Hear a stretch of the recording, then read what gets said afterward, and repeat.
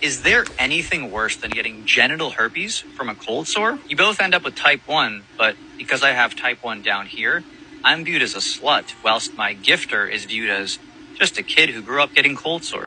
So this video definitely struck a chord with me because I have genital HSV1 and I got it from my ex-boyfriend who had a cold sore and went down on me. We were like 19 years old and nobody told us that cold sores were herpes, let alone that cold sores were the same type of herpes that can be passed below the belt.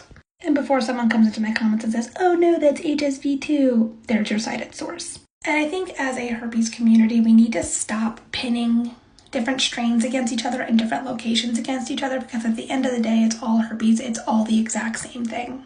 I was told that people with genital HSV1 had less outbreaks than those who have HSV2, but after being a herpes advocate for like 2 years, I realized that is very far from true. I had reoccurring outbreaks my first year every single month during my period, and I have talked to so many asymptomatic HSV2 people that it's kind of crazy. Both strains are treated with the same antivirals, the same supplements, all the same over-the-counter remedies that you take for HSV1, you take for HSV2.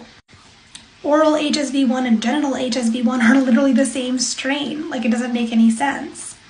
And it's really annoying that people with HSV1 oral, cold sores, fever blisters, whatever you want to call them, don't disclose their status, because at the end of the day, even though it's not considered an STI, it can cause an STI if you practice oral sex. So disclosing is super important.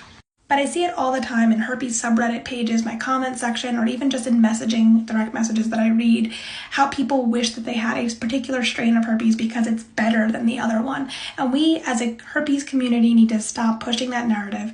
There is no better strain of herpes. They're all the same thing. I know for me personally, I like my genital HSV1 a lot better than my oral HSV1. My oral HSV1 is more contagious because I'm more likely to kiss someone than I am to sleep with them. And it's on my face, so people have to actually physically see it. Where when I have the genital outbreak, nobody knows about it unless I tell my partner. And even then, they don't have to look at it. Just because I tell my partner I'm having a genital outbreak doesn't mean they need to go down there and do an inspection.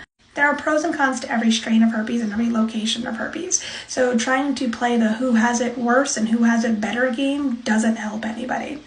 As always, if you need any help or you need anybody to talk to, my DMs are open on here, Instagram, and Reddit. You can find both those links in the link tree in my bio, or click on the little Instagram icon and it'll take you directly to my Instagram.